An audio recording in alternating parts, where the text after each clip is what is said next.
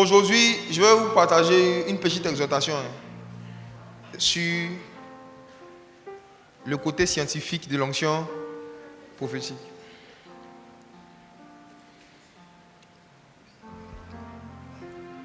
Le prophétique, c'est quoi? Pour qu'on comprenne aussi l'onction prophétique, c'est quoi? Dans le livre d'Apocalypse, chapitre 19, la Bible dit que l'apôtre Jean a eu une apparition, il a vu un ange. Il a voulu se prosterner pour adorer cet ange lorsque l'ange lui a dit: ne m'adore pas, adore Dieu, je suis ton compagnon de service et celui de tous tes autres frères qui gardent le témoignage de Jésus, car l'esprit de la prophétie, c'est le témoignage de Jésus. Donc, le prophétique, c'est quoi? Le prophétique, c'est toutes les actions, tout ce que le Saint-Esprit fait pour rendre témoignage de Jésus. C'est tout ce que l'Esprit de Dieu fait pour prouver que Jésus est vrai, Jésus est réel et que ce qu'il a enseigné est la vérité. Donc, le prophétique, c'est toutes les manifestations surnaturelles de l'Esprit de Dieu qui sont faites dans l'intention de pouvoir glorifier Jésus ou de pouvoir donner de la crédibilité, du poids à ce que Jésus a enseigné. C'est ça l'onction prophétique. Donc, l'onction prophétique, c'est la puissance que Dieu donne pour manifester le prophétique et la puissance à travers laquelle Dieu rend témoignage de son Fils Jésus. Et il n'y a rien de plus puissant, prophétiquement parlant, il n'y a rien de plus prophétique que l'œuvre de la croix. Le sacrifice de Jésus. La raison pour laquelle nous sommes assis ici, c'est parce que Jésus, un jour, est venu sur la terre, il a versé son sang. Sinon, on ne se connaissait pas. Et on n'allait jamais se connaître. Voilà. Il y a des gens ici qui ne se seraient jamais croisés si le sang de Jésus n'était pas versé. Et il y a un verset dans la Bible qui dit que nous qui étions loin jadis, on a été rapprochés par le sang de Jésus. Donc ce n'est pas TikTok qui a fait qu'on s'est connus, c'est le sang de Jésus. Ce n'est pas Facebook, ce n'est pas les réseaux sociaux, c'est le sang de Jésus. Voilà, le sang de Jésus utilise les moyens de communication comme des prétextes, mais la vérité, c'est le sang de Jésus qui rassemble les hommes de partout. Donc voici. On connaît notre histoire de Dieu qui crée Adam et Ève, et puis Adam et Ève font ce qu'on sait qu'ils ont fait. J'ai besoin de... Les gars, venez m'aider, poussez ça. Venez prendre ça, poussez ça un peu à gauche. Toujours en restant... Voilà. Merci. Ici, juste ici, c'est bon. Voilà. Ça, j'ai pas besoin de ça. Enlevez ça. Merci. On connaît l'histoire d'Adam et Ève où ils ont péché contre Dieu, Dieu les a chassés, et puis c'est là que nous tous nos problèmes ont commencé, n'est-ce pas? Et Dieu, pour pouvoir nous ramener dans la relation qu'on avait avec lui, il a envoyé son fils Jésus, qui est venu faire ce qu'on a fait. Mais vous savez, il y a un côté que nous ne voyons pas dans cette histoire de Jésus qui est venu sur la croix, c'est que Dieu a fait beaucoup de calculs et il a fait une démonstration mathématique pour nous donner accès au prophétique. Et c'est une partie de ça que je vais vous montrer aujourd'hui. Dieu a dû faire beaucoup de calculs et ce n'est pas beaucoup de mathématiques qu'on a été sauvés. Donc si tu es sauvé, si tu es né de nouveau, je parle à ceux qui ont déjà donné leur vie à Jésus, si tu es sauvé, tu es né de nouveau, tu as été sauvé par des vérités scientifiques. Tu vas te rendre compte tout à l'heure. Vous allez comprendre aujourd'hui aussi même le choix du symbole par lequel on devait être sauvé, le choix du symbole sur lequel Christ devait être crucifié, pourquoi c'était une croix. Tout ça, on va comprendre ça aujourd'hui. Proverbe, chapitre 22, verset 12. Proverbe, chapitre 22, le verset 12. Oui. Les yeux de l'Éternel gardent la science, mais ils confondent les paroles du perfide. Les yeux de l'Éternel gardent la science. Les yeux de l'Éternel gardent la science. Réfléchissez bien. Normalement, c'est avec quoi on mémorise des informations scientifiques? Le cerveau. Mais Dieu lui mémorise avec quoi? Les yeux. Les yeux de l'Éternel gardent la science. Quand le Seigneur dit que dans les derniers jours, il va répondre son esprit sur les jeunes gens et les jeunes filles qui auront des visions. Les visions qu'on reçoit du Saint-Esprit, ce sont des manifestations de ce qui est dans les yeux de Dieu. Les visions, là, ce sont les sciences qui sont dans les yeux de Dieu, que Dieu met dans les yeux d'un jeune, et puis il commence à voir ce que Dieu voit. Les yeux de l'Éternel, dans les yeux de Dieu, il y a des formules. Dans les yeux de Dieu, il y a des équations. C'est pourquoi quand Dieu regarde quelqu'un comme ça, il peut te regarder, puis en 5 secondes, il peut calculer ta valeur dans le royaume des cieux, et puis ton apport dans toute la Côte d'Ivoire. Vous avez déjà regardé, qui a regardé Matrice? La Matrice. Il y a un film là, il y a un gars dedans qui s'appelle Neo. Quand le gars te regarde comme ça, des chiffres commencent à sortir sur toi.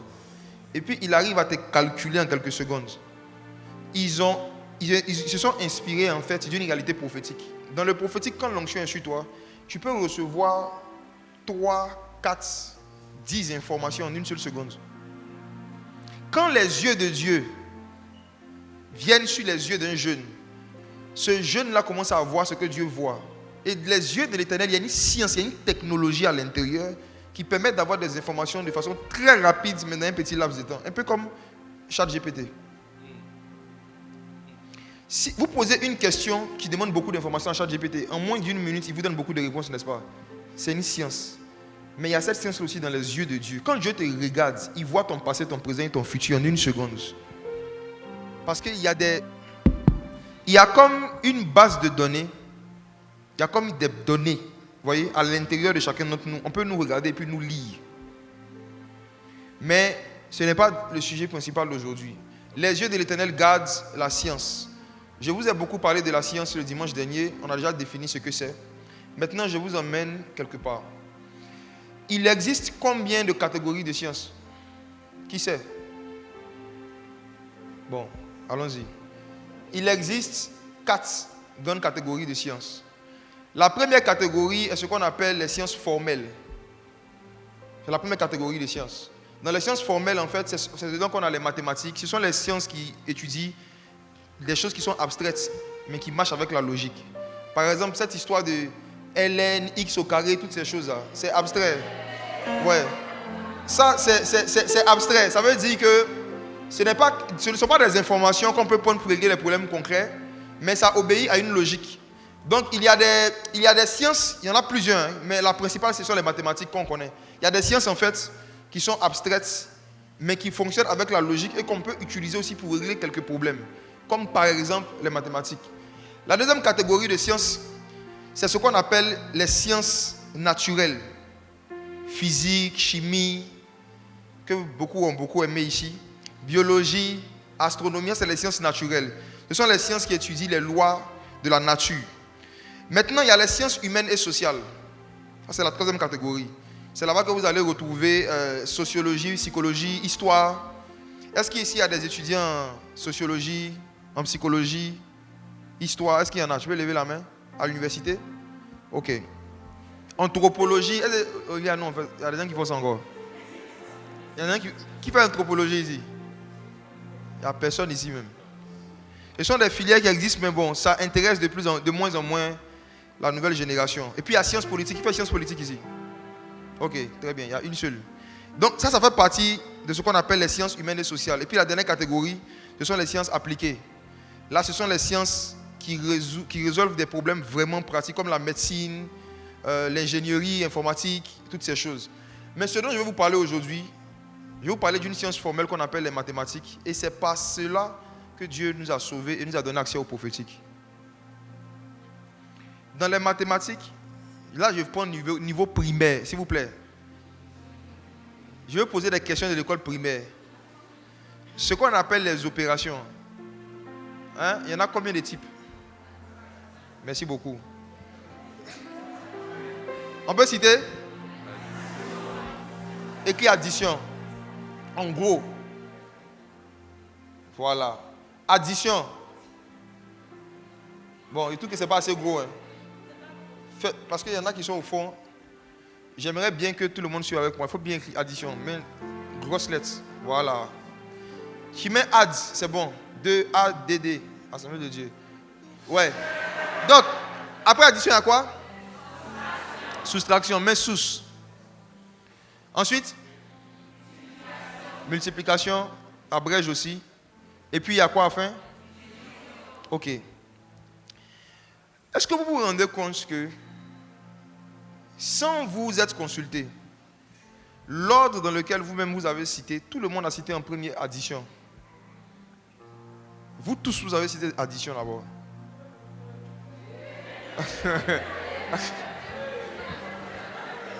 Vous pensez que c'est un hasard, mais c'est prophétique.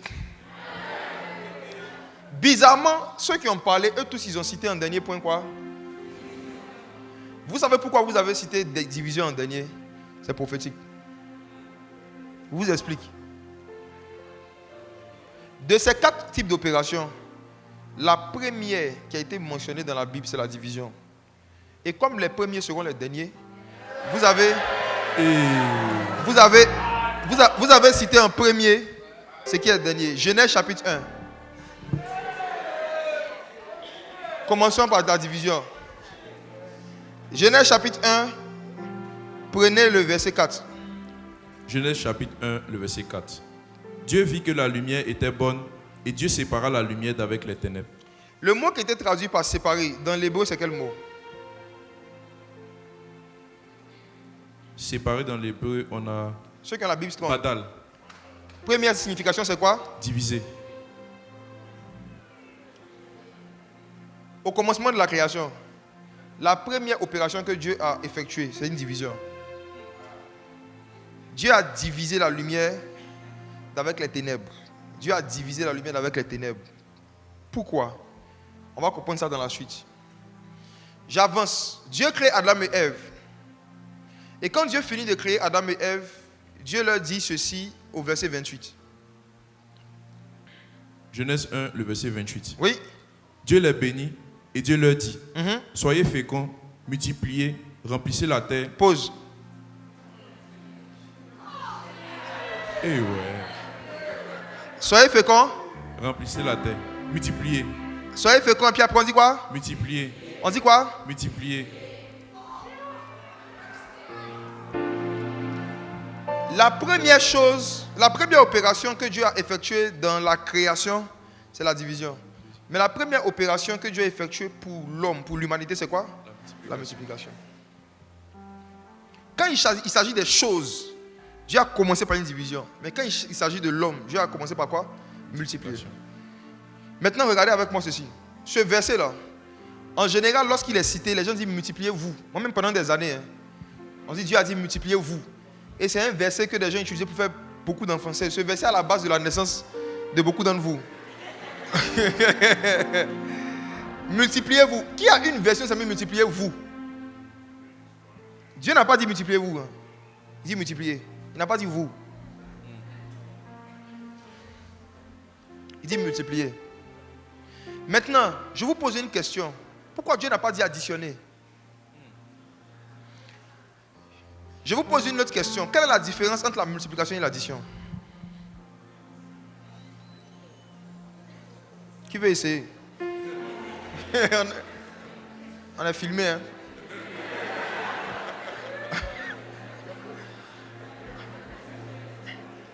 Non, je vais être franc avec vous. Si moi-même tu m'avais posé la même question le dimanche dernier, je n'allais pas pouvoir donner une réponse claire comme ça.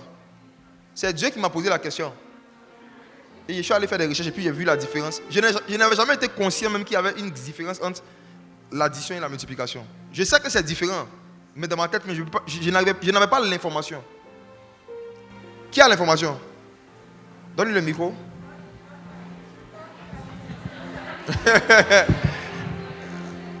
Bon, pardon, je pense que Oui. quand on parle de multiplication, c'est dans le sens où l'élément multiplié doit rester semblable. Exemple, si moi je dois me multiplier, c'est moi mon entité qui dédouble en fait, qui se multiplie et veut dire. Mais dans l'addition, l'entité peut être différente. Si moi je m'additionne à la sœur,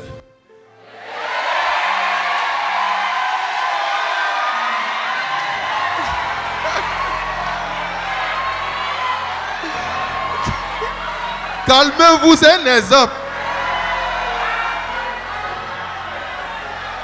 Mais vous avez quel problème? Calmez-vous. C'est un exemple. c'est un exemple. Il n'y a pas de frère à côté de lui. Avec qui va-t-il s'additionner? Laissez-le. Petit, vas-y. Donc, Reste concentré, petit.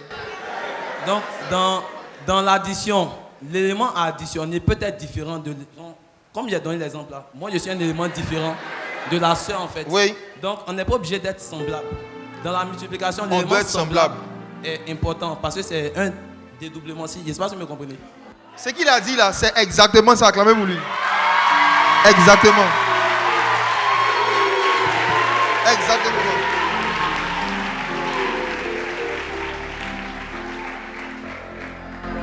Si tu me voir à la fin, quelque chose pour toi.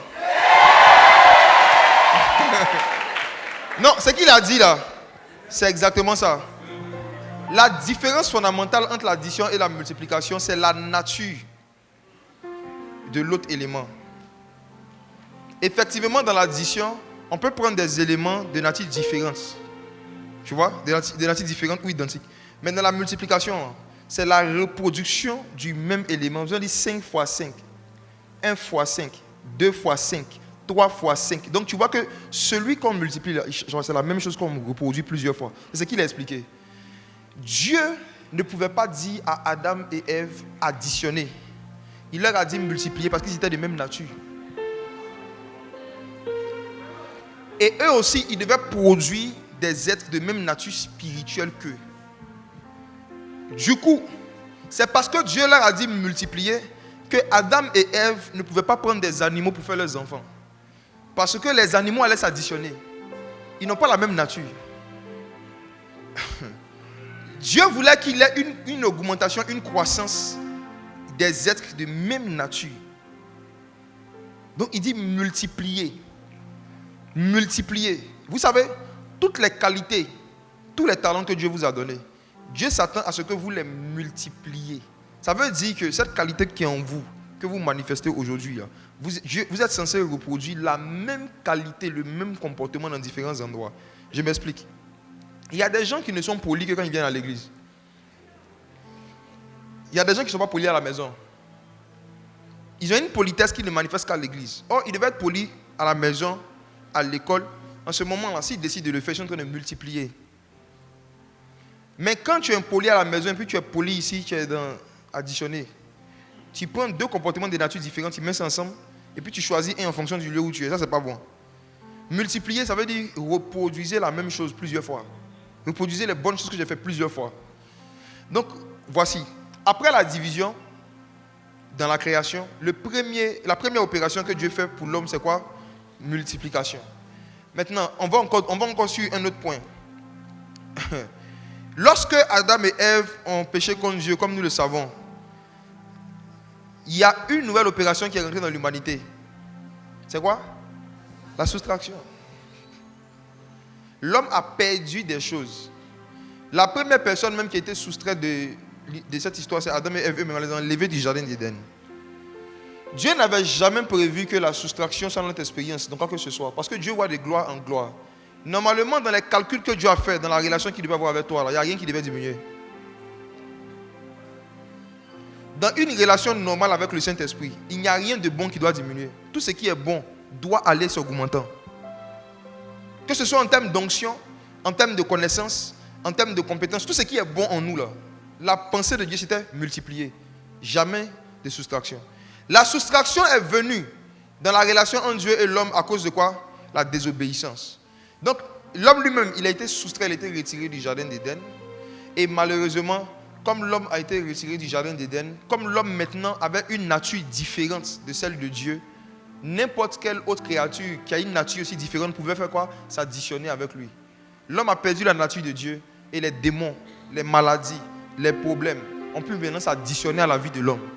Les démons ont commencé à vivre avec les hommes parce que les hommes n'avaient plus la nature de Dieu. Sinon, normalement, si l'homme était resté dans l'obéissance, l'homme n'allait vivre que des multiplications. Et je vous dis la vérité, si vous restez droit dans les préceptes, dans les commandements que vous êtes en train d'apprendre ici, que Dieu vous donne, il n'y a rien dans votre vie qui va diminuer jusqu'à votre mort. Il n'y a rien de bon que Dieu a mis en vous qui ne va pas se multiplier. Vous allez constater des multiplications de tout ce qui est bon en vous et ça va aller comme ça d'année après année. C'est l'état normal d'un corps normal. C'est l'état normal d'une vie de jeunes chrétiens normal. Normalement, un groupe de jeunes chrétiens, ce qu'on les voit en train de faire aujourd'hui, dans 1, 2 ans, 3 ans, on est censé venir voir la même chose mais en mode multiplié. On est censé venir voir les mêmes œuvres et de plus grandes. C'est ce que le Seigneur Jésus a dit. Mais il y a un petit souci. Lorsque Adam et Ève avaient la nature de Dieu, ils avaient aussi la même valeur numérique que Dieu. Dieu est un. Deutéronome. Dans Deutéronome, ici, écoute Israël, écoute l'Éternel, le Seigneur ton Dieu est un. La nature, la valeur de Dieu dans le monde spirituel, c'est un. C'est pourquoi Jésus a dit, je suis le premier. Un, c'est Christ. Mais quand l'homme a péché, l'homme a perdu cette valeur de un. L'homme et Dieu étaient un. À cause du péché, nous sommes devenus zéro. Nul. Et sans effet. La nature qu'on a héritée de la désobéissance fait de nous des nuls. Il n'y a aucun être humain, aucun pécheur qui n'a pas Christ et qui a de la valeur dans le monde des esprits. Nous sommes tous nuls. Pour Dieu, un nul, ce n'est pas quelqu'un qui n'arrive pas à avoir la moyenne. Ce n'est pas quelqu'un qui n'arrive pas à avancer à l'école. Pour Dieu, un nul, c'est quelqu'un qui n'a pas son esprit. Là où il n'y a pas l'esprit de Dieu, il y a le vide, il y a le néant et il y a le zéro. Peu importe les prouesses intellectuelles que tu fais à l'école, si tu n'as pas Jésus, tu es zéro. Tu as zéro déjà, puis toi-même tu es zéro aussi. C'est Jésus seul qui peut donner de la valeur à quelqu'un qui a une nature pécheresse. Et lisons quelque chose. Regardez, si on accepte cette vérité, on est devenu zéro. S'il te plaît, on va faire quelque chose. Écris un gros zéro ici. Ici, gros même. Merci. Ouais. En tout cas, elle ne s'est pas amusée avec le zéro. Ce que tu vas faire, il faut mettre le signe multiplié. Dieu avait dit à l'homme quoi? Multiplier. Mais imaginez-vous maintenant, cet homme qui est devenu zéro veut multiplier des choses. Est-ce que vous savez qu'en mathématiques, là, si tu essaies de multiplier 100 fois 0, ça donne combien? Si tu essaies de multiplier 5 fois 0, ça donne combien? Et si on multiplie 50 000 par 0? Écoute-moi. C'est parce que sans Christ, c'est notre valeur qui est là. Que lorsqu'on n'avait pas Christ, toutes les personnes qui ont essayé de multiplier quelque chose avec nous, là, tout s'est gâté. Tu vois tes relations là?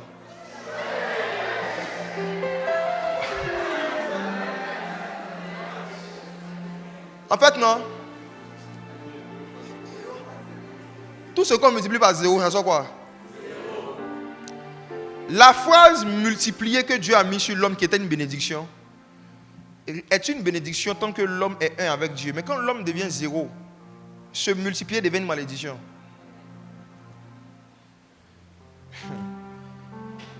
C'est la raison pour laquelle, on va lire maintenant un verset qu'on va comprendre. Celui qui n'a pas le Christ, même s'il fait des bonnes actions, c'est 0 devant Dieu, il va en enfer. Tout ce qui est multiplié par 0, ou tout ce que 0 essaie de multiplier là, c'est 0. Il y a des gens qui multiplient les dons aux orphelins, ils multiplient les dons aux pauvres, mais pourtant ils n'ont pas Christ. Tout ce qu'ils font, c'est quoi? Ce n'est pas en multipliant des bonnes œuvres qu'on reçoit le salut. Ésaïe chapitre 64, verset 5. Ce n'est pas en multipliant les jeûnes et les prières qu'on devient agréable aux yeux de Dieu. Il n'y a rien qui peut venir de toi. Il n'y a rien qui peut être multiplié par toi qui aura de la valeur devant Dieu. Rien. Il faut que tu gardes ça en tête. Quand on dit l'homme n'est rien, tu vas bien comprendre ça aujourd'hui. Romains 64, verset 5. Ésaïe 64, verset 5, pardon. Ésaïe 64, verset 5. Oui.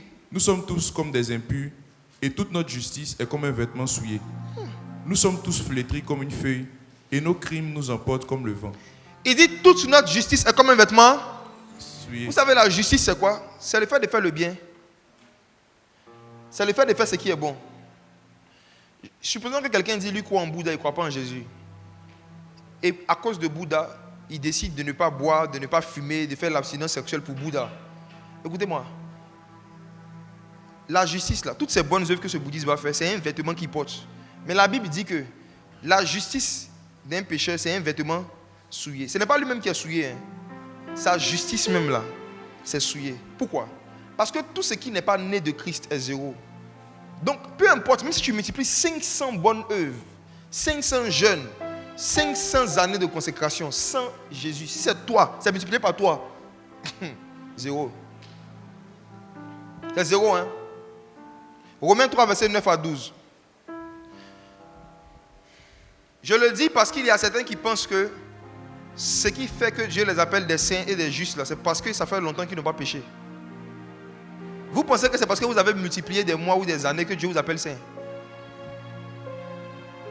Beaucoup, quand vous pensez au fait que vous êtes différent des autres jeunes, vous ne vous appuyez pas sur le sang de Jésus, vous vous appuyez sur vos records que vous avez multipliés.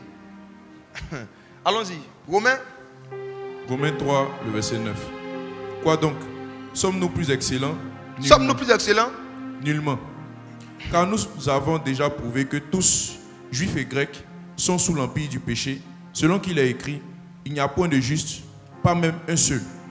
Nul Pas même un seul. Nul n'est intelligent, nul ne cherche Dieu, tous sont égarés, tous sont pervertis. Nul n'est intelligent. Qui est d'accord avec le verset? Ce n'est pas parce que tu arrives à avoir des moyens que des amis n'ont pas que tu es intelligent. Nul n'est intelligent. Pour Dieu, quelqu'un qui est intelligent, ce n'est pas quelqu'un qui est fort à l'école. Ce n'est pas ça. Nul ne cherche Dieu. C'est ça qu'on appelle être intelligent. En fait, les phrases qui ici, ce sont des explications. Nul n'est intelligent, nul ne cherche Dieu. L'intelligence là, ce n'est pas le succès en classe. L'intelligence là, c'est le désir de chercher Dieu. Maintenant, toi tu te connais, toi tu avais le désir de chercher Dieu? Jamais. C'est Dieu qui t'a cherché, c'est pour ça que tu es ici. Nous tous là, c'est parce que Dieu nous a cherché qu'on a envie de chercher Dieu. Jésus a appelé ses disciples un jour et puis il leur a dit, regarde les gars, arrêtez de dire aux gens que vous avez choisi Jésus. Il dit, ce n'est pas vous qui m'avez choisi. Arrêtez de dire, j'ai choisi Jésus. Il dit, c'est moi qui vous ai choisi. C'est parce que je vous ai choisi, c'est mon choix que vous avez ressenti et que vous avez accepté. Sinon à la base là, tous sont pécheurs. Nul n'est intelligent, nul ne cherche Dieu. Continuons. Il n'en est aucun qui fasse le bien, pas même un seul. Et puis il insiste, même pas un seul. Même lui qui a écrit là, lui-même il est dedans. Oui. Leur gosier est un sépulcre ouvert. Ils se servent de leur langue pour tromper. Ils ont sous leurs lèvres un venin d'aspic. C'est bon. Mes frères et sœurs, ayant compris notre valeur ici, sans Christ, si on enlève le sang de Jésus, voici notre valeur. Ce qui nous donne de la valeur, ce ne sont pas les bonnes œuvres qu'on fait. C'est le Christ. N'oubliez jamais ça. On fait les bonnes œuvres pour démontrer aux gens que nous avons Christ. Mais ce n'est pas quand on fait les bonnes œuvres là que Dieu dit qu'on est juste. Dieu ne nous appelle pas juste sur la base de nos bonnes œuvres. Parce qu'il ne nous a pas appelés pécheurs sur la base de nos mauvaises œuvres. Dieu nous a appelés pécheurs parce que Adam a péché. C'est à cause du péché d'Adam que tous les humains ont été appelés pécheurs par la Bible. C'est à cause du péché d'Adam. Au point où même si un bébé naît aujourd'hui, que le bébé n'a rien fait à part crier une guerre, c'est un pécheur. Quand un enfant naît, il naît pécheur. Ce sont ces actions qu'il va poser qui vont juste confirmer son identité. Mais ce n'est pas parce que l'enfant a péché qu'il est pécheur, non. Il est pécheur, c'est une nature. Et cette nature-là, c'est venu d'où? De Adam. Donc Dieu, parce que nous n'avons rien fait pour devenir pécheurs, Dieu sait que nous ne pouvons rien faire pour devenir saints. Il a décidé donc de prendre un dernier Adam, qu'on appelle Jésus, le Christ, qui lui aussi va venir faire quelque chose pour qu'on nous appelle saints. Donc, parce qu'on n'a rien fait pour devenir pécheur, on n'a rien fait aussi pour devenir saint. On est devenu zéro sans n'avoir rien fait. On va devenir aussi quelqu'un sans n'avoir rien fait. C'est le dernier Adam qui a fait quelque chose de scientifique. Et c'est de ça que je vais parler maintenant pour nous sauver. Voici ce qu'il a fait. Vu que nous avons zéro comme valeur, Dieu pour nous sauver devait trouver une astuce. Il devait trouver une méthode pour nous redonner de la valeur. Et Dieu a utilisé une méthode qu'on appelle la droite numérique. Efface ici là. Je vais le montrer. La droite numérique. Vous allez comprendre pourquoi est-ce qu'on dit que Dieu nous a sauvés par sa droite. C'est très scientifique. Regardez ceci. Qui se souvient de la droite numérique là, c'est quoi? C'est bon. Regardez. C'est rien de compliqué. Vous vous rappelez des règles qu'on utilisait à l'école là? Ok. Donc, c'est un ensemble de chiffres comme ça qu'on met. Il y a des nombres négatifs, des nombres positifs. Mais, maintenant, regardez ceci. Il faut faire un long trait ici comme ça. Fais un en haut ici. Non, c'est trop grand. Non, c'est pas ça. Bon, efface ici. Si, ici. Juste là. Fais un au milieu. C'est trop long encore. Un au milieu. De la même taille que celui-là, vas-y. Et puis l'autre à l'extrémité de la même chose. Regardez comment Dieu nous a sauvés. Psaume 17, verset 7. Psaume 17, verset 7. Signale ta bonté, toi qui sauves ceux qui cherchent un refuge et qui, par ta droite, les délivre de leurs adversaires. Dieu nous délivre comment? Par sa droite. Il nous délivre par quoi? Par sa droite. Exode 15, verset 6. Exode 15, verset 6. Exode 15, le verset 6. Oui. Ta droite, ô Éternel, a signalé sa force. Ta droite, ô Éternel, a écrasé l'ennemi. Notre ennemi qu'on appelle le diable, Dieu l'a écrasé comment? Par sa droite. Laquelle? Dis avec moi la droite numérique. La droite numérique. Pour nous donner de la valeur, vous savez ce que Dieu a fait? Lorsque vous prenez le chiffre 0, lui seul, j'ai dit il est nul, il n'a aucune valeur. Si vous essayez de le multiplier, il gâte tout. 500 allait bien, mais quand 500 voulait se multiplier à 0, 500 s'est gâté. Donc tu comprends pourquoi tu as gâté la vie de beaucoup de gens. Maintenant, regardez ceci. Pour nous donner de la valeur, Dieu utilise une vérité scientifique. C'est quoi? Mets le 0 ici en grand. Lorsqu'on prend 0 et qu'on le place sur la droite numérique, il devient une référence et un point de repère. Sur la droite numérique, là, 0 devient l'élément le plus important. Okay. Pourquoi? À partir de lui, on peut savoir ce qui est négatif, puis ce qui est positif. La connaissance du bien et du mal.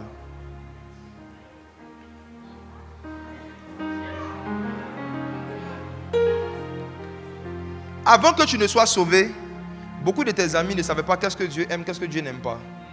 Beaucoup de tes amis ne savaient pas ce qui est négatif aux yeux de Dieu, ce qui est positif aux yeux de Dieu. Mais quand tu es racheté par Jésus et que tu es assis à la droite du Père, tu deviens une référence pour qu'on sache ce qui est négatif, ce qui est positif. Quand tes amis te voient vivre, ils savent ce qui est négatif. Quand ils t'entendent, ils savent ce qui est positif. Ce que le diable fait dans cette génération, c'est d'emmener, mettre les jeunes dans les ténèbres. Et quand tu es dans les ténèbres, là, tu ne vois pas ce qui est négatif, ce qui est positif. Or, le 0, il est la lumière de la droite numérique. C'est lui qui éclaire et qui permet de savoir qu'est-ce qui est négatif, qu'est-ce qui est positif. Donc, regardez. Si on regarde à partir de la gauche ici, il faut écrire moins 1 en grand ici. Moins 1. Ici, il faut mettre plus 1. Regardez quelque chose. Hein. Vous voici ici, au milieu. Cette droite en question, tout à l'heure, on va voir ce que c'est. C'est la croix de Christ. Quand tu es sauvé et que tu es ici, ici c'est ton passé. Ça, c'est ton présent et ton futur. Ce qui est à gauche du 0, c'est quoi? Le passé. Mais quand tu regardes à droite, tu regardes la droite du 0, pour qu'on puisse commencer à avoir des choses positives, il faut mettre un signe entre le 0 et tout ce qui va venir après. Et ce signe-là, c'est quoi? Wow. La croix. Vous voyez, non? Pour qu'un 0 commence à produire des choses positives, il faut faire une opération qu'on appelle l'addition. Donc, cette vérité-là, le fait de mettre un plus et de commencer à produire un nombre illimité de choses positives, ça a toujours existé dans la science. Et c'est cette vérité que Dieu a utilisée pour nous sauver. Donc Dieu envoie son fils Jésus qui est le premier. Et Jésus vient sur la terre, mais il doit mourir par une croix, sur une croix. Il doit mourir sur une croix pour que 0 ne soit plus un chiffre nul et honteux, mais que 0 devienne un point de repère à partir de qui on peut voir ce qui est positif.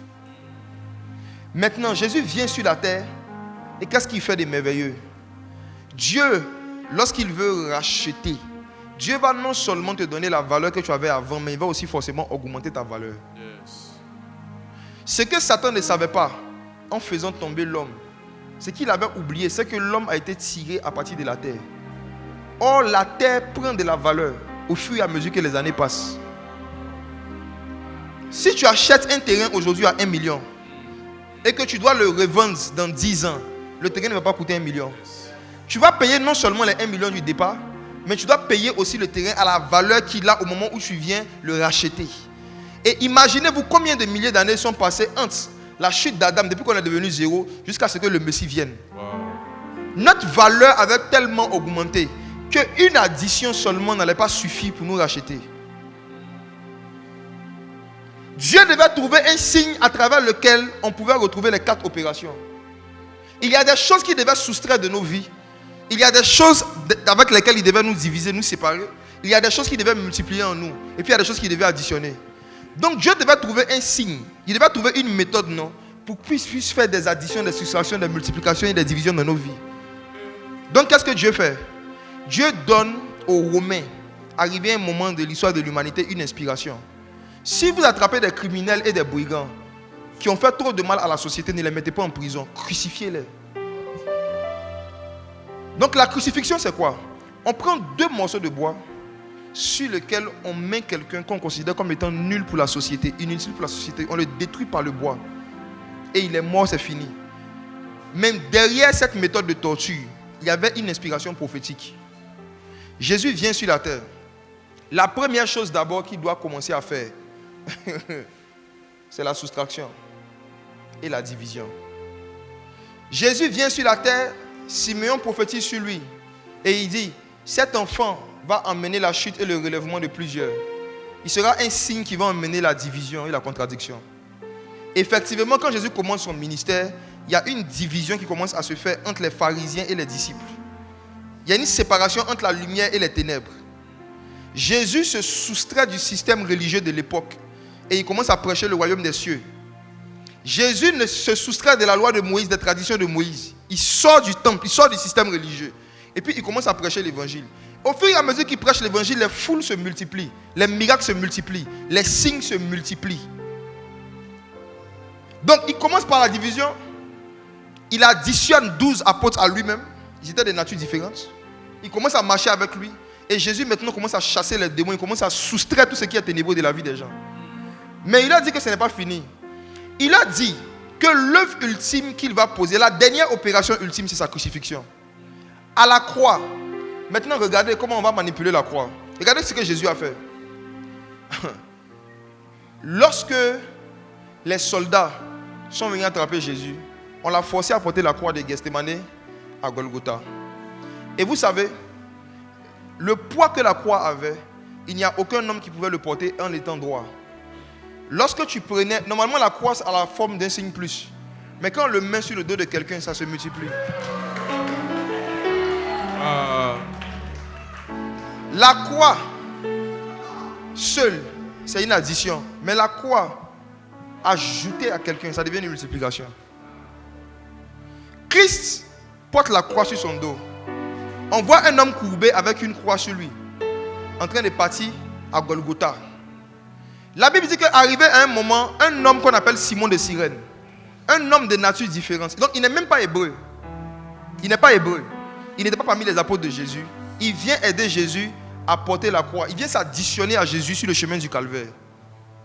Les deux vont et arrivé à la croix, qu'est-ce qui se passe? On plante maintenant le plus. On plante la croix. On va maintenant dans l'autre opération, automatiquement dans l'addition encore. Et qu'est-ce qu'on voit? On voit Jésus crucifié sur un bois. Et on voit que ses disciples, ses apôtres, comme vous le savez, même depuis Gethsémane, j'avais oublié de dire ça, ils ont déjà fui la division. Quand la croix est venue, les apôtres ont fui, se sont séparés de lui. Division. Le Seigneur arrive à la croix, on le crucifie. Et pendant qu'on est en train de le crucifier, il y a la plus grande opération de tous les temps en train de se passer. La soustraction de son sang. Son sang a coulé pendant des heures. Son sang a coulé pendant des heures. Son sang a coulé depuis Gethsémane, depuis qu'il a commencé à prier. Le sang de Jésus n'a pas coulé quand il a commencé à le frapper. Son sang a coulé quand il a commencé à prier. Son sang a commencé à couler jusqu'à ce que sa sueur se transforme en sang. Il y a eu une soustraction de la vie et du sang qui était dans le corps de Jésus. Parce que Dieu voulait nous additionner cette vie-là. Il devait ajouter ça à l'humanité, ajouter ça aux pécheurs. Jésus a été vidé de son sang sur la croix. Il était en train de faire la plus grande transaction de tous les temps. Par sa croix, par son sacrifice, Jésus mettait une division encore entre la lumière et les ténèbres. Par son sacrifice, Jésus était en train d'ajouter le pardon des péchés et le salut à la vie de toute l'humanité. Par son sacrifice, Jésus était en train de multiplier le nombre de personnes qui pourraient croire en lui dans le monde. Parce que sans son sacrifice, c'était seulement les Hébreux et les Juifs qui croyaient en Jésus. Par son sacrifice, Jésus était en train de pouvoir accomplir toutes les opérations qu'il fallait accomplir. C'est pourquoi il y a 4 opérations et il y a 4 évangiles. vous allez voir que pour raconter l'œuvre de la croix, Dieu s'est choisi Matthieu, Marc, Luc, Jean. Parce que le message de la croix est carré. C'est pas un carré. C'est pas un carré prophétique que nous avons été sauvés.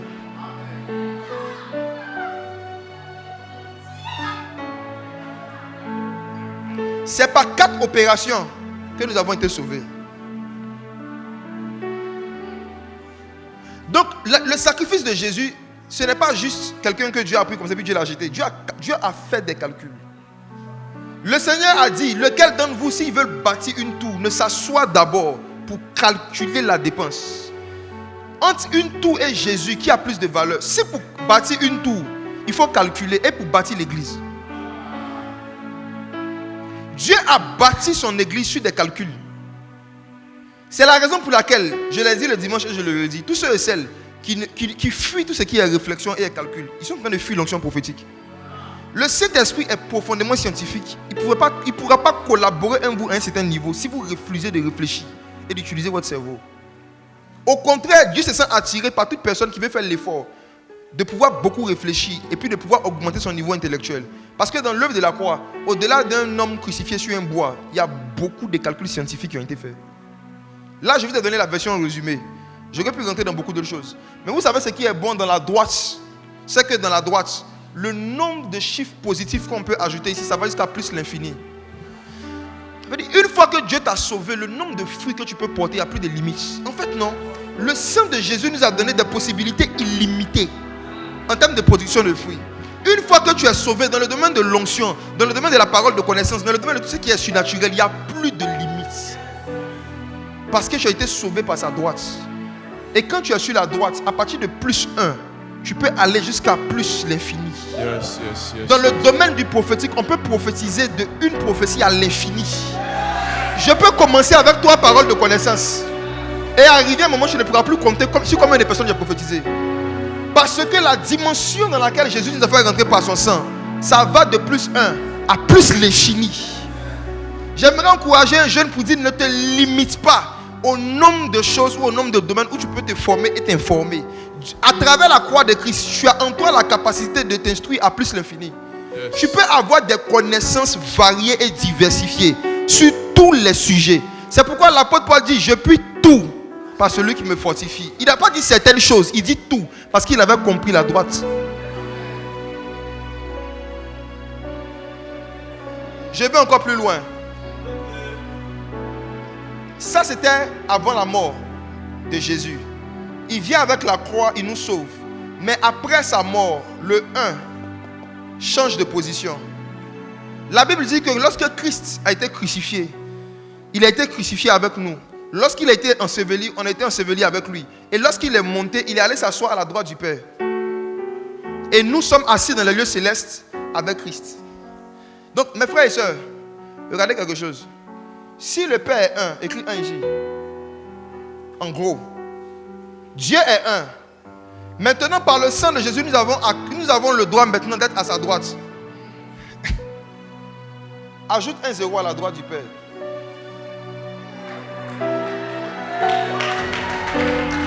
Regardez. Quand vous prenez la position du pécheur et que vous le mettez à la droite du 1, non seulement lui, sa valeur augmente, mais lui aussi, sa valeur augmente. Ah oui. Le 1 devient quoi? 10. La dîme là. La dîme là. Il y avait quelque chose sur la dîme. Il y avait quelque chose sur la dîme. La dîme.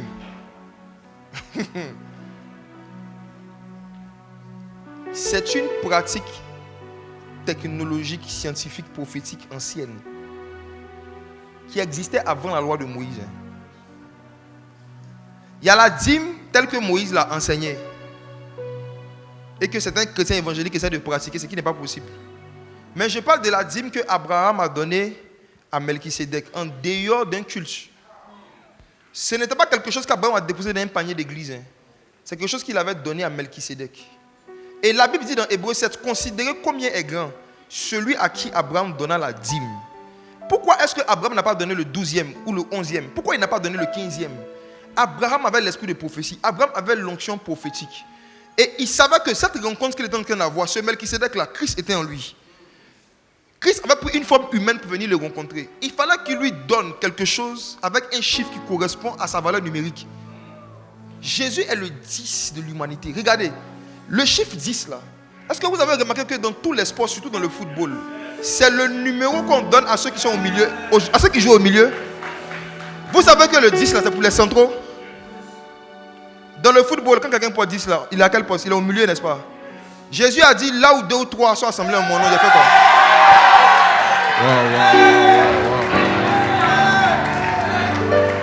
Jésus dit, là où 2 ou 3 sont assemblés en mon nom, je suis où?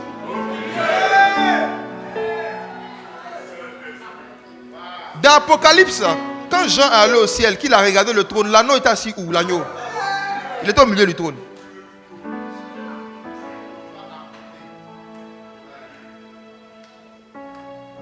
Qui fait l'informatique ici? Vous faites l'informatique? Vous connaissez le binaire? Vous connaissez le binaire? En étudiant, les scientifiques ont découvert que tous les langages informatiques sont basés sur 2 chiffres. 1 et quoi? Et 0. Le binaire. Tout ce qu'on fait en informatique là, c'est 2 chiffres qui donnent ça. C'est le 1 et le nul là. C'est les 2 ensemble qui créent ça.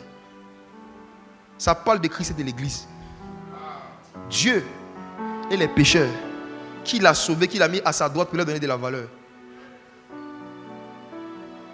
Donner la dîme là, au-delà d'être une pratique spirituelle, c'est un système informatique. La dîme est le binaire du royaume des cieux. Je dis ça, je dis rien, je ferme les sons. C'était une parenthèse. Le chiffre 10 dans la Bible apparaît dans beaucoup d'histoires parce que ça a un lien entre le Christ et l'humanité qui a été rachetée. L'humanité qui n'avait pas de valeur, mais qui est maintenant à la droite. Dieu prend Moïse, il l'envoie sur une montagne pendant 40 jours. Il doit lui donner des commandements. Il y a beaucoup de commandements, mais il y a seulement 10 que Dieu écrit de son doigt. Ce que Dieu doit écrire là, il prend le temps, il écrit 10. 10. 10. Vous allez voir que Jésus prend 12 apôtres. Il y a un qui le trahit, qui va se suicider, il reste 11. N'est-ce pas? Quand vous lisez le livre des Actes, quand le Saint-Esprit est venu, après ils ont pris un apôtre encore, on l'a tué. Il restait 10. Et c'est quand il est resté 10 apôtres que le réveil s'est répandu dans le monde. Regardez bien le livre des Actes. C'est à partir des 10 qu'il y a un nouveau mouvement qui a commencé. Je peux vous montrer beaucoup d'histoires comme ça, où le chiffre 10, quand ça a intervenu, c'est après ça qu'il y a certains mouvements qui ont commencé à se passer. Même dans les numérotations des chapitres des livres, les chapitres 10 des livres prophétiques sont très dangereux.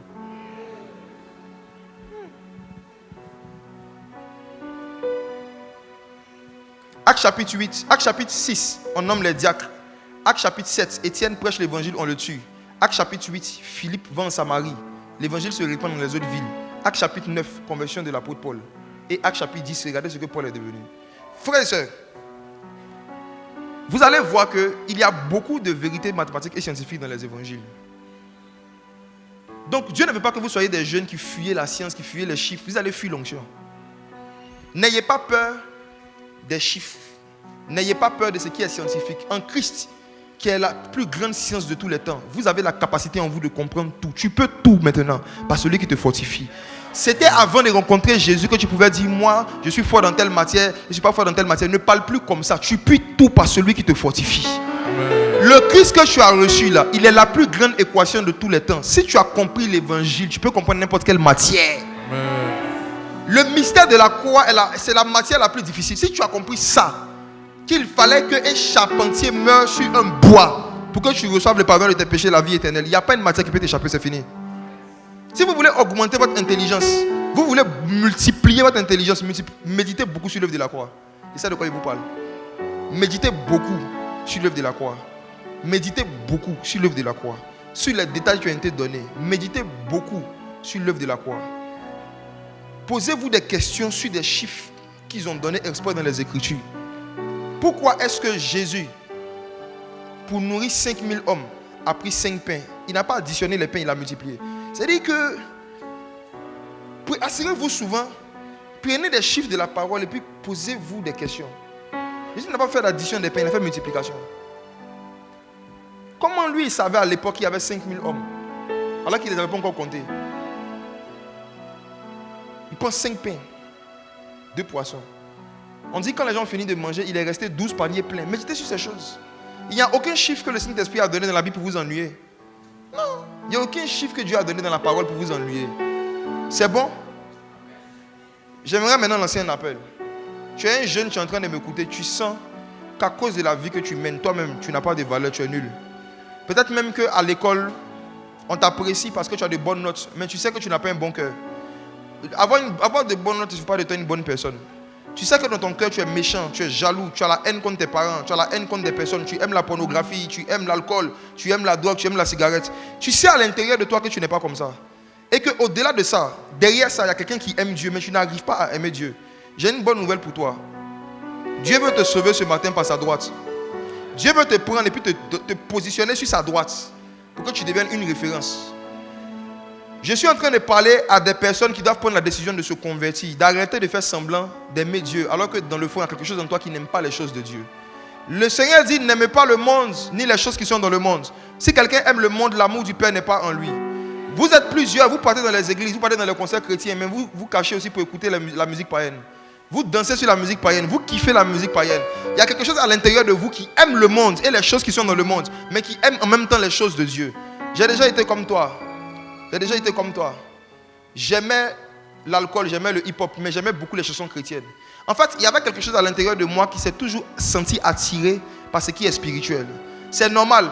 Tu as un corps et tu as un esprit. Ta chair aime ce qui est charnel. Mais il y a ton esprit, ton homme intérieur, celui qui est à l'intérieur de toi, qui cherche Dieu depuis son enfance, qui souhaiterait entendre la voix de ce Dieu-là, qui souhaiterait voir ce qu'il voit, qui souhaiterait avoir un échange, une relation personnelle avec lui. Il y a toujours eu quelque chose à l'intérieur de toi qui te dit que quelque part, il y a un créateur, il y a un Dieu qui existe, qui te regarde, qui t'observe. Depuis l'école primaire, quand tu marchais même souvent, tu sentais que quelqu'un te regardait. Tu as toujours senti depuis que j'étais dans ta chambre que tu n'avais jamais été totalement seul. Malgré tout ce que tu es, tout ce que tu fais, tu sens à l'intérieur de toi que toi, tu es différent. Cette année 2026, Dieu t'appelle à la conversion véritable. Je ne te parle pas de l'adhérence à une religion ou le fait de devenir membre d'un groupe de jeunes qui aiment danser. Je suis en train de te parler du fait de prendre la décision de couper radicalement avec le monde, avec les choses qui sont dans le monde, et à commencer à vivre comme un disciple de Jésus. Si tu prends cette décision et te dis la vérité, Dieu va commencer à te multiplier à plus l'infini. Dieu avait dit à Abraham, essaie de compter le sable qui est au bord de la mer. Dieu n'a pas peur de bénir l'homme, Dieu n'a pas peur de oindre des jeunes. Dieu peut te oindre à un point jusqu'à temps que tu vas dire, Seigneur, c'est bon, fais une pause. Je vous dis la vérité, quand Dieu va commencer à vous multiplier, vous serez effrayés. Quand vous allez vous abandonner entre les mains du Saint-Esprit, quand vous allez vous livrer à l'esprit de prophétie, vous pouvez atteindre des dimensions où vous-même vous allez dire au Saint-Esprit, prophétisons doucement. Ça m'est déjà arrivé. Je me suis déjà retrouvé sous l'onction où je pouvais recevoir près de 40 visions en 1 minute. Il suffit juste que je passe à côté de quelqu'un, je ressens quelque chose. À un moment, j'ai dit Saint-Esprit, small. Allons doucement. Quand j'avais commencé à prophétiser au début, je comptais le nombre de prophéties exactes que j'avais données. Au début, je pouvais dire, ouais, ça m'est arrivé 10 fois. Ouais, ça m'est arrivé 15 fois. Frère, au point où j'en suis. Dis avec moi, multiplier. Dieu peut vous donner la capacité de multiplier les moindres petits dons, les moindres petits talents qui sont en vous. Qui veut se convertir à Jésus? Je parle de conversion. Prends une décision radicale. Dieu oint radicalement les jeunes qui décident de devenir des disciples radicaux. Qui veut couper avec le monde, se convertir, commencer une nouvelle vie avec Jésus? Si tu prends la décision, viens me voir, viens devant. Je t'attends.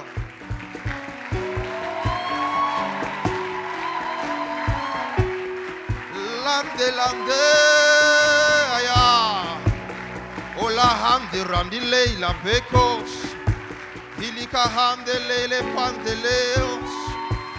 Alia pandes kola hendos kive.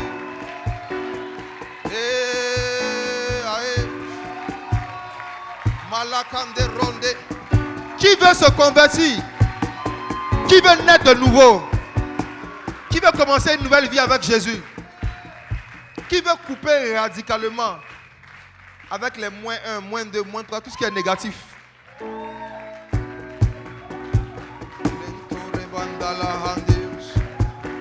Les Black Handa Randelos de Bredos.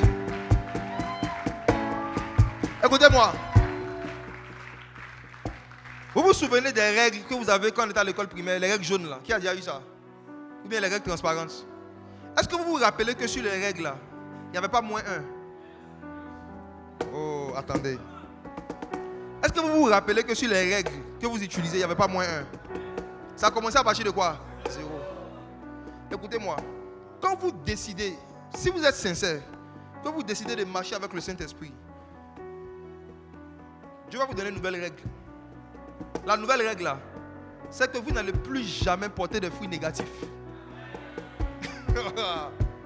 Dans la règle de l'onction, il n'y a pas de moins 1. Ça commence à partir de 0 jusqu'à plus l'infini. Ça veut dire, quand vous allez vous engager, si vous êtes sincère, tout de suite, vous savez ce qui va vous arriver. Vous serez baptisé du Saint-Esprit et de feu. Et quand Jésus te baptise dans le Saint-Esprit, il te met sur une règle où il n'y a pas de moins. Tout ce qui sort du baptême de l'Esprit de Dieu, c'est positif. Positif. Positif. Jean le Baptiste a dit: moi je vous ai baptisé d'eau pour vous emmener à la repentance. Mais il y a quelqu'un qui vient après moi, qui est plus puissant que moi. Lui, il vous baptisera du Saint-Esprit et de feu. Le baptême du Saint-Esprit, c'est quoi? C'est lorsque Jésus prend ton esprit et Jésus met ton esprit dans du feu. Il change ton cœur, il change tes désirs, il enlève ta culpabilité, il enlève tes complexes d'infériorité. Et Jésus te dit: à partir d'aujourd'hui, tu peux faire tout ce que tu veux dans ta vie. À partir d'aujourd'hui, aucun démon, aucun esprit n'aura le dessus sur toi. Diminuez légèrement le son du piano. Vous serez remplis et baptisés du Saint-Esprit. Jésus va vous donner une puissance, une force qui va vous donner la capacité de respecter cette décision que vous êtes en train de prendre. Jésus va vous donner une puissance et une force qui sera sur vous, qui va vous donner la capacité de prier longtemps, qui va vous donner la capacité d'aimer Dieu, d'adorer Dieu, de chanter pour Dieu. Après aujourd'hui, plusieurs parmi vous, vous allez vous surprendre pendant plusieurs heures en train de chanter dans votre cœur. Parce que ce n'est plus vous qui allez vivre, c'est Christ qui va vivre en vous. Et le Christ, il prie, il intercède 24 heures sur 24. Il y a un feu qui va descendre sur vous. Ce feu-là va vous donner aussi envie de sauver vos amis. Ce feu-là va vous donner envie d'être utilisé par Dieu. Ce feu-là va vous donner envie de connaître qui est le Saint-Esprit et de marcher avec lui. Mettez votre main sur votre cœur, une main sur le cœur, levez l'autre main.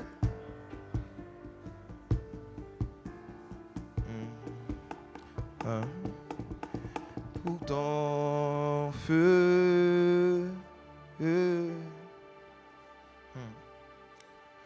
pour ton feu,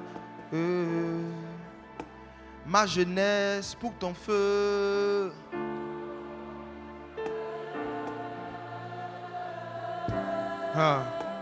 Ils sont là pour ton feu.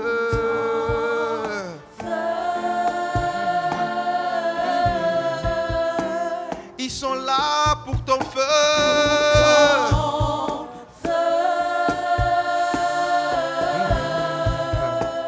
Baptisé par ton feu.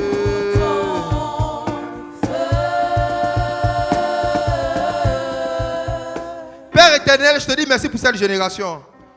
Ils se sont avancés vers ta droite triomphante. La droite par laquelle tu nous as sauvés. La droite par laquelle tu donnes de la valeur à ceux qui n'avaient pas de valeur. La droite qui transforme un nombre nul en un repère. Père éternel, je prie que la même œuvre de changement de cœur et de baptême de feu que tu as opéré dans ma vie quand j'avais leur âge, que la même expérience se passe dans cette salle. Pour ceux parmi eux qui sont venus avec un cœur humble, qui sont venus avec un cœur sincère devant ta face, je te prie de ne laisser personne parmi eux sans ton feu.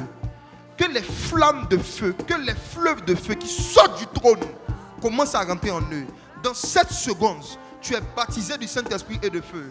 7, 6, 5, 4, 3, 2, 1. Prenez le baptême du Saint-Esprit. Soyez baptisés dans l'Esprit de Dieu. Baptisés du Saint-Esprit. Baptisés du Saint-Esprit.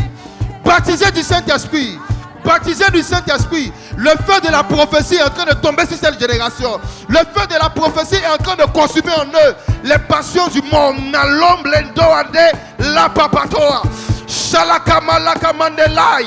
Et de l'on de paea. Oliapam de radi la cobrem de l'egoen de pas. Des langues de feu, c'est en train de descendre. Shkalaham de l'aïla comme de l'aïda païla gové. Il y a des démons en même temps qui sortent des corps. S'il y avait à l'intérieur de toi un esprit qui n'a pas été envoyé par Jésus, qui veut t'empêcher d'aimer Jésus, je donne à cet esprit de te libérer maintenant. Oh, l'homme plein de pali a pamelo que mande lo que vle d'aba pas de l'ange. Tout l'honneur, la gloire, le pouvoir. À toi. Tout l'honneur. Par la hand de Kader. Le pouvoir. À toi. Chantons tout l'honneur, la gloire, le pouvoir. Venez m'aider à aider les gens ici. À toi. Tout l'honneur. Et les handes rendent l'aïda pela comme des vallées.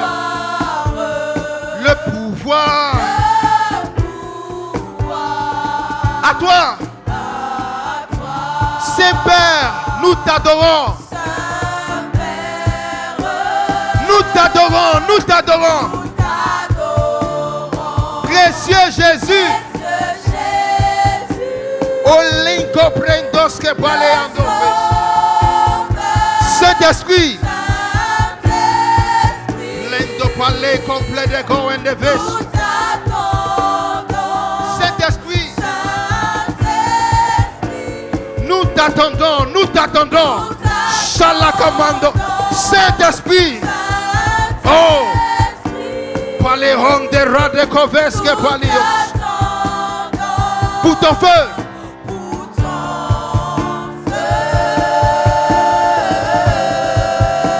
Pour ton feu, pour ton feu.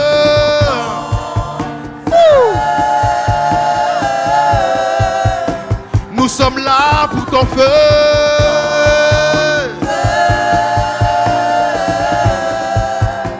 Baptisé par ton feu.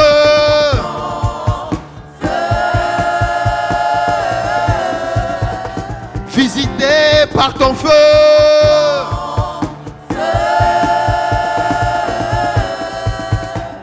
Rempli par ton feu.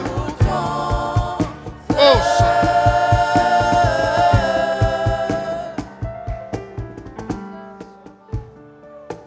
l'ombre line de go verser la rouge. Mais la cam de rat de gave. Une génération qui va porter des fruits à plus l'infini.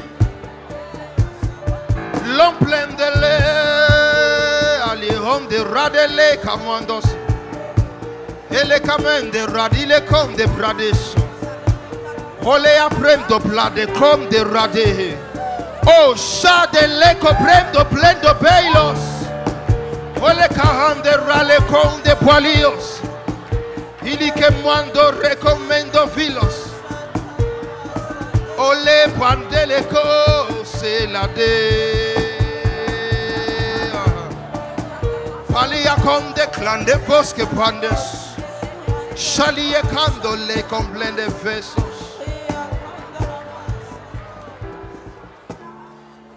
Que ce soit parmi ceux qui se sont avancés ou même parmi ceux qui sont à leur place. Il y a un phénomène qui va commencer maintenant. Le Seigneur veut donner le don du parler en langue à plusieurs. Plusieurs vont commencer à sentir une envie de dire des mots qui n'ont pas de sens et qu'ils n'ont pas prévu, même parmi ceux qui sont assis là-bas. Il y a un phénomène qui se passe quand le Saint-Esprit vient te remplir. Il met à l'intérieur de toi des mots et tu ressens une envie bizarre de commencer à dire des choses auxquelles tu n'as pas réfléchi. On appelle ça les langues de feu. C'est ce don qui va t'aider à prier pendant longtemps. C'est ce don qui va te mettre en contact avec l'onction prophétique dans une dimension plus intense que par des prières normales. Le mouvement a commencé. Ne réfléchis pas. Tu vas sentir une envie de dire des choses que tu n'as pas prévu dire. Laisse couler. Laisse sortir. Au fur et à mesure que tu vas laisser ces mots sortir de ta bouche, le feu de Dieu va s'emparer de toi. Dieu ne va pas t'obliger à parler, mais il va t'inspirer. Il va t'inspirer. Une inspiration, c'est une forte envie de faire quelque chose. Tu vas sentir fortement l'envie de commencer à parler dans une langue, de dire des mots que tu n'as pas prévu dire. Cette envie va venir avec un feu. Cette envie vient avec une joie. Ça vient avec une pression. Ne réfléchis pas. Parle. Parle. Ne murmure pas. Ouvre la bouche. Laisse sortir le feu. Les membres est convenant les hands de Hadialosi. A plein o palen complendo mando radegeves gemamba legos de valeos. L'oprem dos que paleos. Oui, le Saint-Esprit habite dans ce vaste faible que je suis. Oui, le Saint-Esprit habite dans ce vaste faible que je suis. Shalakambanda rades colen de ver. Pantela candorelos. Élève la voix, prie. Prie encore. Shalekabia. Plus tu parles, plus tu parleras. Plus tu parles, plus tu parleras. Poranda kamendo kledeves. Palais complète de kemende les gosses de paléons. Le Saint-Esprit habite. Le Saint-Esprit habite dans ce Paliacom de déclenche. Esprit prie. Esprit prie. Esprit prie. Padelo kendo relosia. Plein de paix. Yeah. Esprit prie. Hey. Dans ce vase que je. Oh la pariane de l'écho. Esprit prie. Esprit prie. Yeah. Palia. Skeba. Ligo. Lika. Skeba. Liké. Dans ce vase que je suis. Esprit prie, disons. Esprit prie,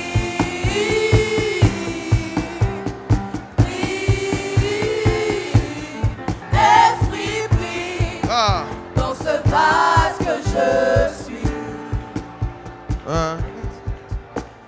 Tant que tu m'inspireras des langues nouvelles, moi je parlerai les langues aux aveilles la garde. Je parlerai.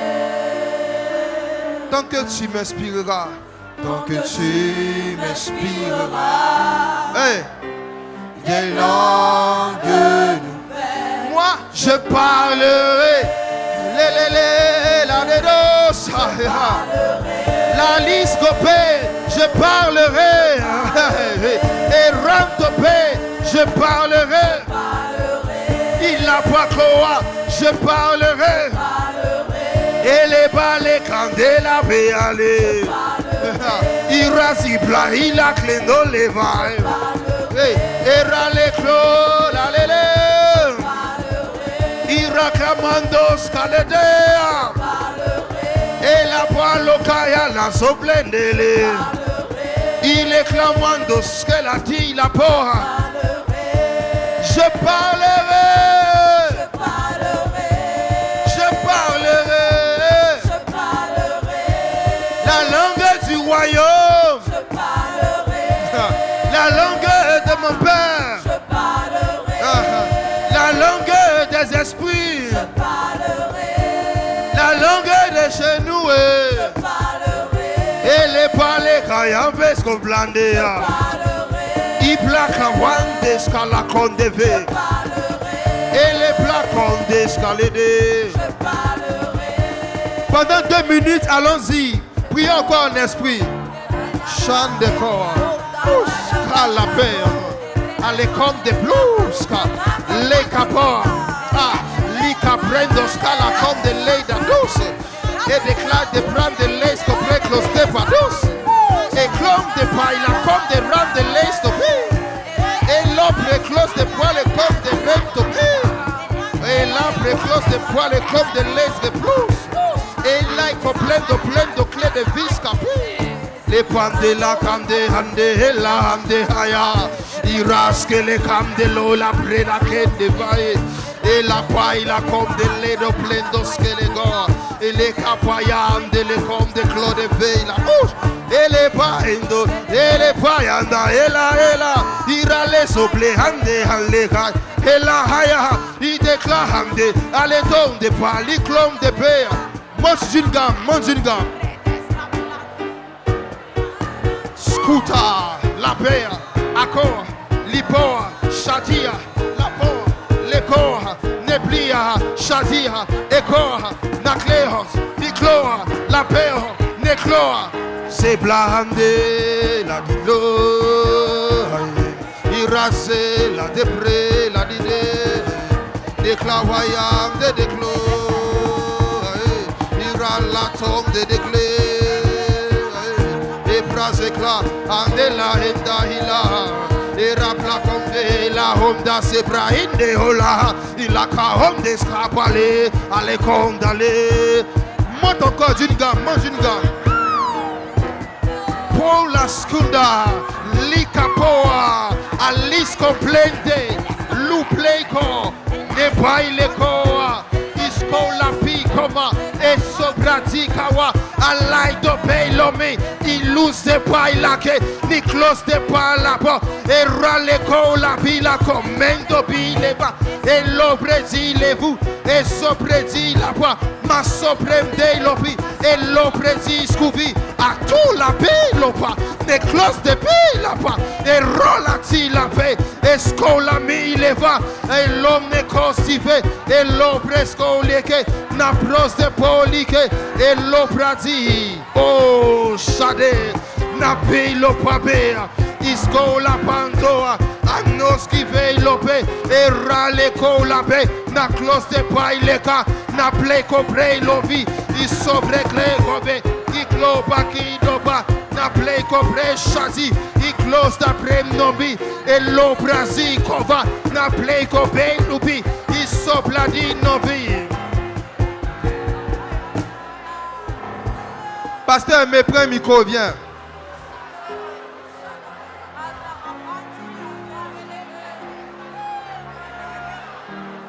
Il y aura une effusion de l'esprit de prophétie en ce lieu.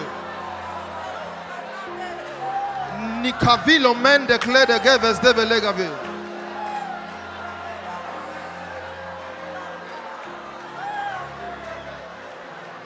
C'est le temps de distribuer des dons spirituels. On va. Écoutez ceci. Écoutez-moi.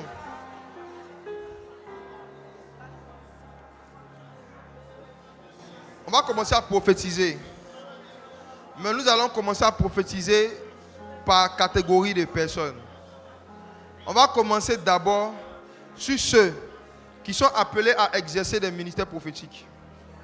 L'image du ministère prophétique est salie en ce moment et le sera encore plus pendant un temps, jusqu'à ce que Dieu commence à mettre au devant de la scène une génération de jeunes qui vont prophétiser pour régler des problèmes et pour adresser des situations pour lesquelles les païens ne pourront pas discuter. Il y a une génération qui arrive avec une onction prophétique qui ne va pas venir amuser les gens. Ça ne sera pas juste une démonstration de chiffres, de numéros, de téléphone et de noms. Ça sera pour venir expliquer des problèmes et régler des problèmes avec la puissance. Pasteur Aimé, prophétise. Tous ceux qui sont dans cette rangée, levez tous la main. Tous ceux qui sont dans cette rangée, levez tous la main. La Bible nous dit que le Seigneur réveilla l'esprit de Cyrus dans ce combat spirituel dans lequel nous sommes. Le Seigneur a dit préparez la guerre, mais la première des choses, il dit réveiller les héros. Amen. Ça va commencer, un mouvement va commencer ici et ça va se répandre dans toute la salle. Yes. Ça a commencé. 5, 4, 3, 2,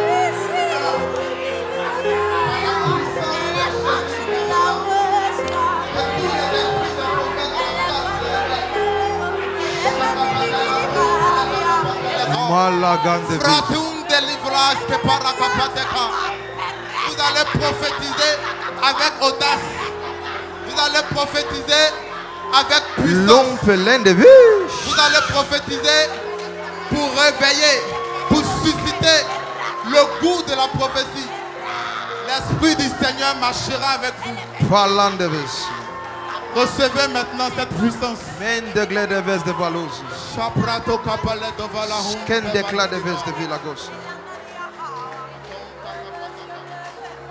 Vas-y, vas-y, prophétise encore.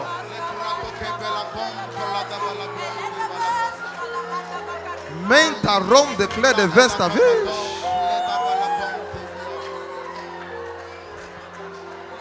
Il y a une personne ici, le Seigneur a l'habitude de te donner des paroles prophétiques. À cause de la peur, de la honte, tu étousses tes paroles. Maintenant, par la puissance du Saint-Esprit, l'audace t'est communiquée.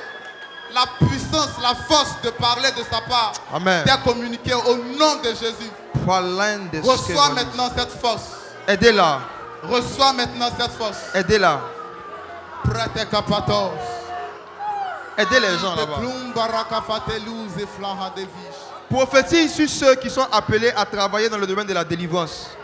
La génération des chasseurs de démons prophétiques. Prophétise sur eux.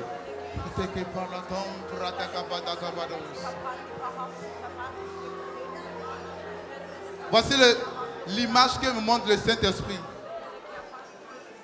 C'est une parole qu'il m'avait donnée il y a longtemps. Un lion affamé est plus dangereux qu'un lion qui est rassasié. Le Seigneur maintenant va susciter en vous la faim. Tous ceux qui sont appelés à chasser, non seulement à chasser, mais à tourmenter les démons. Yes. À 3, la main du Seigneur descend sur vous. Yes. 3, 2, 1. Partout où vous êtes dans la salle, recevez la aidez les gens, puissance aidez les gens, maintenant. aidez les gens ici. Vous allez tourmenter les démons. Partout où vous serez, le royaume sera là. Le Seigneur a dit à ses disciples, lorsque vous entrez quelque part, dites, le royaume est là. Jésus n'était pas là physiquement. Ses disciples étaient là, mais il a dit, le royaume est là. Le royaume est là. Le royaume est là. Partout où vous serez, le royaume sera là. La puissance maintenant, tourmenter et pour effrayer les démons, vous êtes communiqué.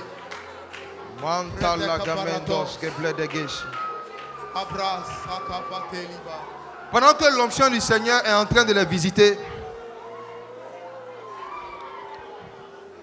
le Seigneur maintenant suscite la faim, comme il a dit, d'une autre catégorie de personnes.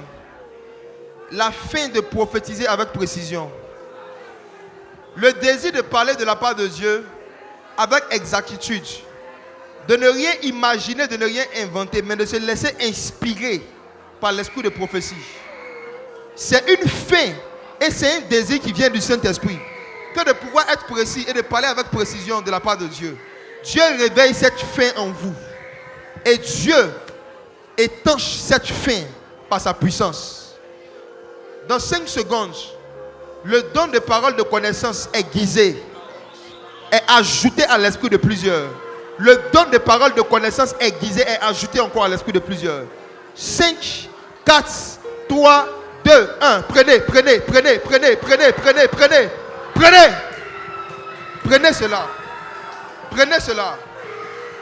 Prenez cela. L'on plein de kemen de clair de vos et de vie. L'opren d'escapalendo clair de veste de valiosi. Allons-y.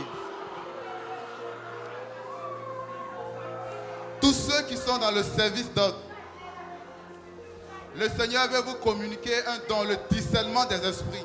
Amen. Levez la main. Skendalengo vese. Shabre kapala gonta la vis. Olendo lege veste de vilodis. Rekavala humpa la devish. Michaelon de geves de vilius. La même grâce qui coule sur la maison de sagesse et d'adoration, dans le domaine du discernement des esprits, Somple de guiche. descend maintenant sur vous, Skadis. s'empare de vous, Au ouvre nom vos de yeux Jésus. et vous donne accès à un discernement prononcé. Pandes comme les Recevez maintenant cette grâce. Souplen de qui velen de Recevez vede maintenant gosse de cette vis. grâce.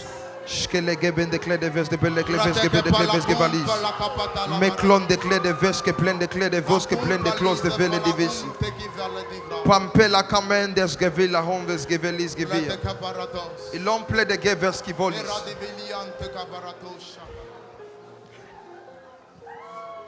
Voici maintenant ce qui va se passer. Il y a quelques-uns ici qui ont dit qu'ils n'ont jamais eu de vision. Ils ont dit à Dieu, je n'ai jamais eu de vision.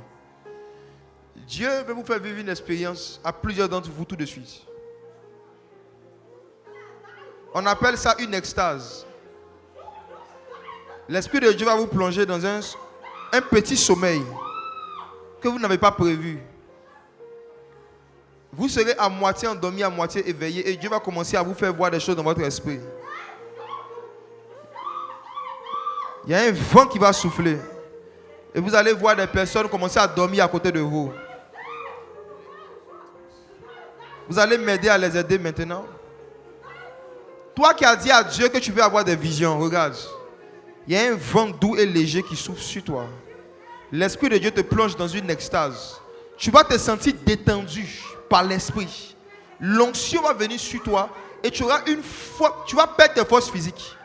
Dieu va ouvrir tes yeux spirituels et il va commencer à te parler dans ton cœur et dans ton esprit. Saint-Esprit, souffle en ce lieu. Souffle sur eux. Cette génération qui est appelée à exceller et naviguer dans les songes et les visions. Que ce soit la première expérience, homme comme femme, pour plusieurs d'entre eux. 5, 4, 3, 2, 1.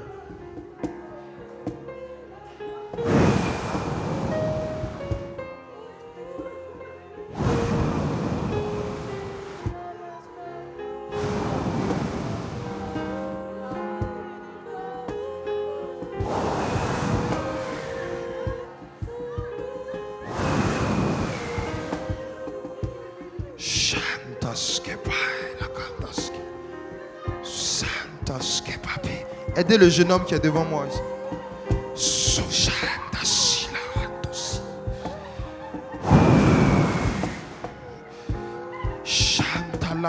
Ça continue de souffler. Pasteur Aimé, souffle.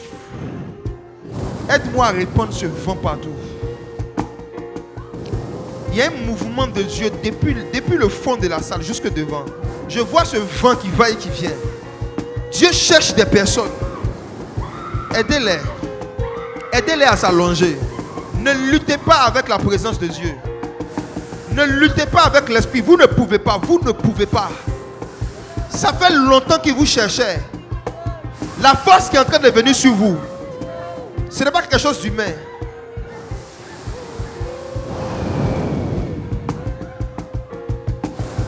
C'est doux mais c'est lourd. C'est calme mais c'est lourd.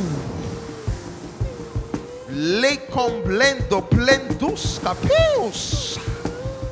Les complendes scalacom de Léos. Plusieurs sont en train d'avoir des visions maintenant. Pendant que vous les voyez comme ça endormis, Dieu va commencer à leur parler. Certains vont se lever complètement changés, complètement métamorphosés. Tu ne vas plus voir Jésus de la même façon. Tu ne vas plus voir l'onction de la même façon. Ton amour pour le salut des âmes va prendre une autre tournure. Parce que Dieu va te faire entendre les cris de son peuple. Il va te montrer cette jeunesse enchaînée par milliers qui n'attend que tu sois loin pour venir la libérer.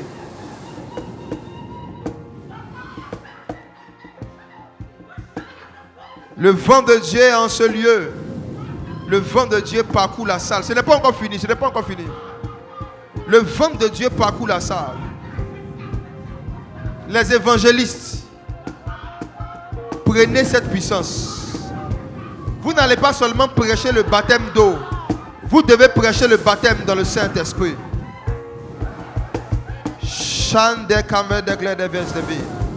Vous tous qui êtes appelés à transférer le baptême du Saint-Esprit à vos amis. Vous qui êtes appelés à transférer le baptême du Saint-Esprit. Un homme ne donne que ce qu'il a. Un homme ne donne que ce qu'il a. Recevez une mesure de puissance qui vous dépasse, que vous pourrez utiliser pour baptiser d'autres personnes. Prenez la puissance. Lamendos que plein de gavos. À cause de toi, tes amis de classe vont parler en langue pour la première fois. Je vois un mouvement qui va se passer dans une salle de classe un jour. Quelqu'un va rentrer dans sa classe avec une atmosphère.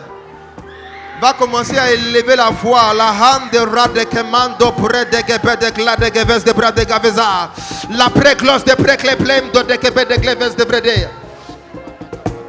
Et je vois des baptêmes de l'esprit. Même à l'école primaire, des baptêmes du Saint-Esprit. Ça ne sera plus une affaire de grand. Ça sera une affaire de cœur. Laissez-vous oindre par l'esprit.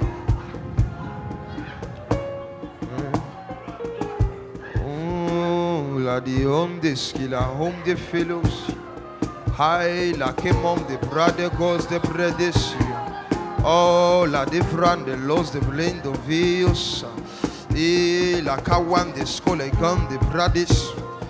Pra pale com de rales soble camosia.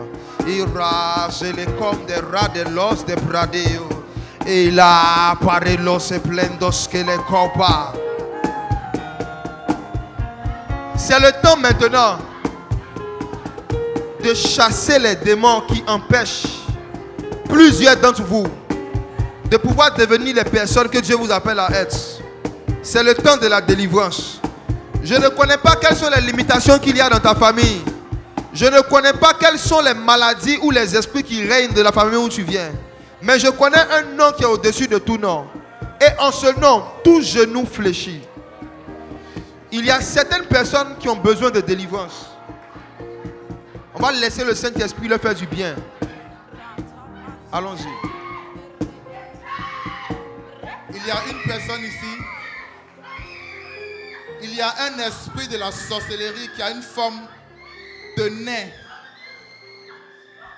qui a été envoyé et qui est logé dans votre maison.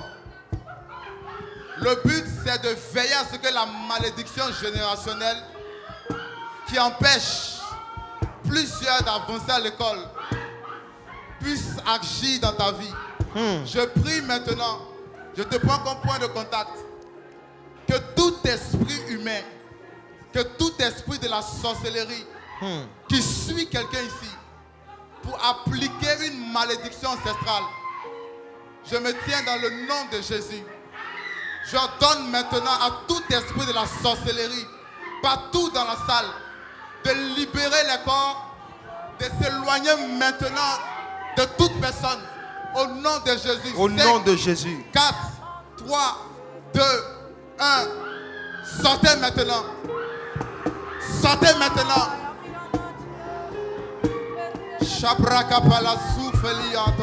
Aidez-les. Je proclame la liberté.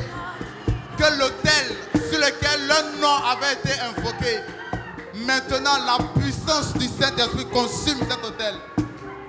Ils sont renvoyés libres. Libres. J'ai besoin de place par rapport au cas dont le pasteur Aimé est en train, les délivrances qu'il est en train de faire, les esprits qu'il est en train d'adresser maintenant. J'aurais besoin d'un peu de place. Ceux qui sont rangés les deux premières rangées, libérez-moi les deux premières rangées. Les personnes qui actuellement sont en train d'être délivrées, venez avec elles ici. Rangez les chaises ici.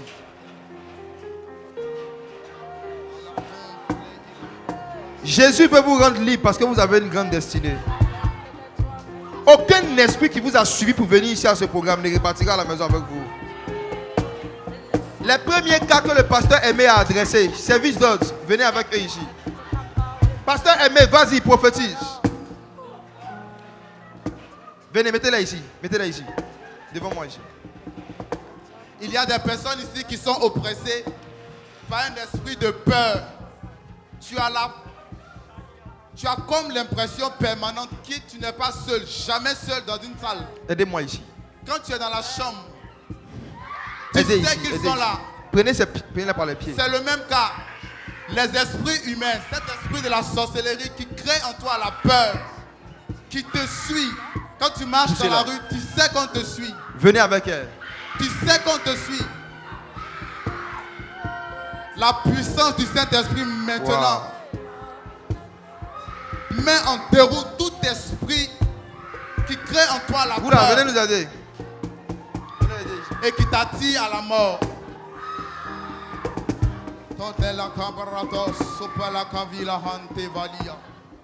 Pasteur Aimé, attaque les esprits des eaux. Attaque les esprits de la sirène des eaux. Tout esprit des eaux qui a été relâché de la mer et qui est ici, qui crée dans ton cœur un goût prononcé pour l'alcool, Venez aider ici. un goût prononcé pour les choses du monde. Dans le nom de Jésus, esprit des eaux, peu importe la légalité, peu importe ton règne, peu importe ta puissance, je branle maintenant ta forteresse au nom de Jésus. Sortez tous, Sortez. sortez maintenant. Libérez-les au nom de Jésus. Mettez-les ici. Venez avec les gars. Faites la délivrance sur le côté ici. Vous aussi, Tu poussez pars encore, poussez. avec toutes tes envies. Tu pars avec toutes tes envies. Tout ce qui a été semé en toi, maintenant est ôté. S'évapore. Jésus. Ce cas violent, Maintenant, les gens, c'est pas le moment de rester assis. Hein. Venez avec elle ici. Regardez-moi ici, les gars. Venez ici. Venez de ce côté. Les gens qui sont devant, essayez de pousser encore derrière. On a besoin de place pour aider les gens. On va s'aider. Waouh. esprit des eaux, toi qui es caché dans le dos de quelqu'un là, au nom de Jésus, au nom de Jésus, sors maintenant. Qui prie parmi vous? Tout le monde en train Sors de- maintenant. Qui veut quelqu'un prie? Jésus purifie ta pensée par sa droite triomphante. Attaque maintenant les esprits de mort.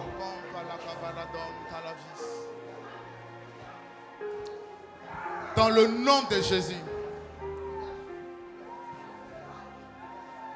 Esprit de mort, toi qui as pour but non seulement de tuer sa stabilité émotionnelle,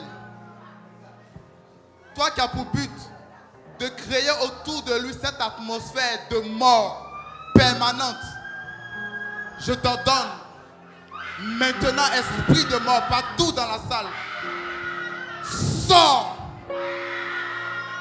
Esprit de mort, elle ne mourra pas, elle vivra. Je révoque maintenant cette malédiction. Ce décret de mort qui a été pris contre lui, maintenant, est ôté, annulé par le sang de Jésus. C'est la commande dans ce bled de Gévez, ce bled de vie. Esprit de Dieu, règne, règne, règne. Dans ma vie, esprit, règne, règne. Disons, esprit de Dieu.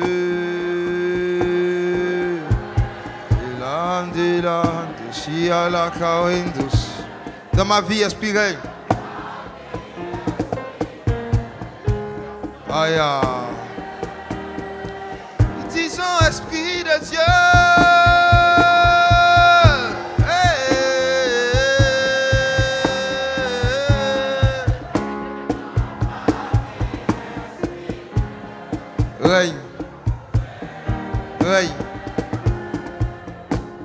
Ah. Enseigne-nous les choses d'en haut. Esprit de Dieu,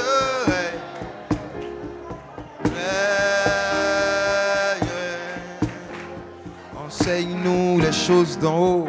Enseigne-nous les choses d'en haut. Ah. Esprit de Dieu, yes. Enseigne-nous les choses d'en haut. Enseigne-nous les choses d'en haut. Esprit de Dieu. Règne, règne, règne.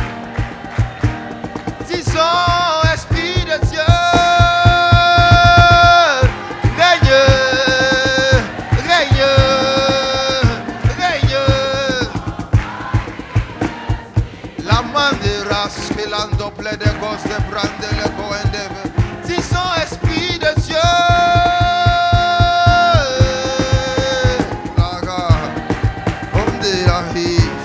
Dans ma vie, Esprit règne. Yeah. Est-ce qu'on peut acclamer le Saint-Esprit? Yeah. Est-ce qu'on peut acclamer le Saint-Esprit?